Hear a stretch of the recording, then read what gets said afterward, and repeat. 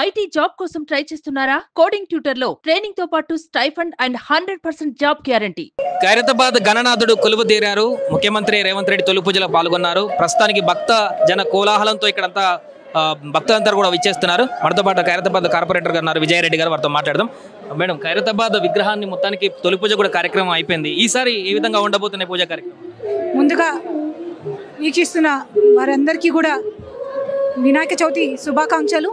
ఆ గణనాథుని ఆశీర్వాదంతో అందరి జీవితాల్లోకి వెళ్ళి ఆటంకాలు దొరకాలని కోరుకుంటా ఉన్నాము.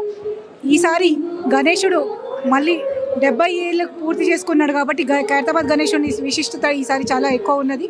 అదేవిధంగా లాస్ట్ టైం PCC అధ్యక్షుడిగా ఇక్కడికి వచ్చి పూజలు అందించిన రేవంత్ రెడ్డి గారు మళ్ళీ అప్పుడున్న ప్రజా వ్యతిరేక పాలన తొలగి ప్రజా పాలన రావాలంటే రేవంత్ రెడ్డి గారి ఆధ్వర్యంలో తెలంగాణలో కాంగ్రెస్ ప్రభుత్వం రావాలని మేమందరం కూడా భక్తులం ఎంతో భక్తి శ్రద్ధలతోటి స్వామికి ప్రార్థించాము.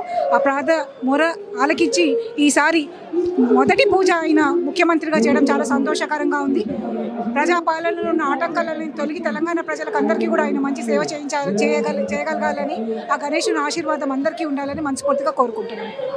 ఖైరతాబాద్ గణేష్ చరిత్రలోనే ఈసారి హైయెస్ట్గా 70 అడుగుల విగ్రహాన్ని కొలువు తీర్చారు. ఎట్లా అనిపిస్తుంది ఈసారి ఇంత రికార్డు స్థాయిలో నెలకొల్పడానికి? నిర్వాహకులు సుదర్శన్ గారి ఆధ్వర్యం, కీర్తిశేషుడు సుదర్శన్ గారి ఆధ్వర్యంలో చిన్న విఘ్నేశ్వర్తో పాటు అడుగడుగు పెంచుకుంటూ మధ్యలో కొంచెం ఆపినా కానీ మళ్ళీ మట్టి గణేశుని చేయాలని, ఖైరతాబాద్ గణేశుని మట్టిలో గణేశుని చేసినప్పుడు అందరూ అన్నారు హైట్ ఆగిపోతుందేమో, కానీ దానికి ఆటంకాలన్నీ తొలగించి మట్టి గణపతిని కూడా 70 అడుగులలో నిలబెచ్చి ఇక్కడ ప్రజల పూజలు అందుకునేటట్టు వాళ్ళు చేయడము నిర్వాహకులకు అందరికీ కూడా మనస్ఫూర్తిగా మరి ప్రత్యేక ధన్యవాదాలు తెలియజేస్తున్నాము. అదేవిధంగా PGR ఫౌండేషన్ ఆధ్వర్యంలో ప్రతిరోజు కూడా సాయంత్రం ఇక్కడ ప్రసాదన పంపిణీ చేస్తూ మా వంతు సేవ మేము చేసుకుంటాము. విజయవాడ, విశాఖలో కూడా ఇంతకు మించి మట్టి విగ్రహాలు నెలకొల్పారు, కానీ వారు అక్కడే నిమజ్జనం చేస్తున్నారు. ట్రావెలింగ్ ఇబ్బంది అవుతుందని. కానీ ఖైరతాబాద్ లో మాత్రమే మట్టి వినాయకుడిని ట్యాంక్ బండ్ దాకా శోభయాత్రలో తీసుకెళ్తున్నారు. సో దీనికి వాటికి ఉన్నటువంటి ప్రత్యేకత ఏంటంటారు? ఎలాంటి జాగ్రత్తలు తీసుకుంటారు?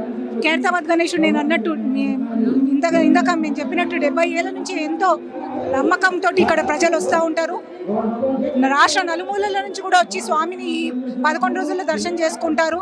ఒక సంవత్సరంలో ఒకసారి దర్శనం చేసుకుంటే ఆ సంవత్సరం అంతా విఘ్నాలు పోతాయనే నమ్మకంతో ఎంతో ప్రత్యేకత గల గణేశుని పూజ చేసి శాస్త్రోపేతంగా 11 రోజుల తర్వాత నిమజ్జనం చేయడం మన శాస్త్రాలు కాబట్టి అప్పటి నుంచి పాటిస్తున్న ఆనవాయితీ ఇప్పుడు కూడా పాటిస్తూ ఎంతో కోలాహలంగా భక్తుల మధ్యలో నుంచి కైలాసంలోకి నడుచుకొని వెళ్తుంటాడు గణేశుడు. అట్లా నిమజ్జనం చేసి స్వామిని పూజలన్నీ కూడా విఘ్నాలు హరించేటట్టు మేము అన్ని పూజలు కూడా శాస్త్రోపేతంగా జరుగుతుందండి. స్థానిక కార్పొరేటర్గా మీరున్నారు. 11 రోజుల పాటు నిమజ్జనం అయిపోయే వరకు మీ పాత్ర ఏ విధంగా ఉండబోతుంది ఇక్కడ? చిన్నప్పుడు మా నాన్నగారు పి జనార్దన్ రెడ్డి గారితో గణేశుని దగ్గరకు వచ్చేదాన్ని, స్వామి పూజ చేసేదాన్ని. ఒక అధికారిక హోదాగా ఆయన మాకు అవకాశం ఇవ్వడము, మేము ఇక్కడ ప్రతి ఒక్కటి కూడా దగ్గరుండి అధికారికంగా ఏవైతే పనులు ఉన్నాయో అవన్నీ కూడా సమీక్షిస్తూ ఉంటాం.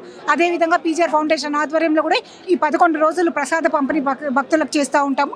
మా వంతు కృషిగా స్వామికి సేవలు అందించుకుంటూ ఉంటాము.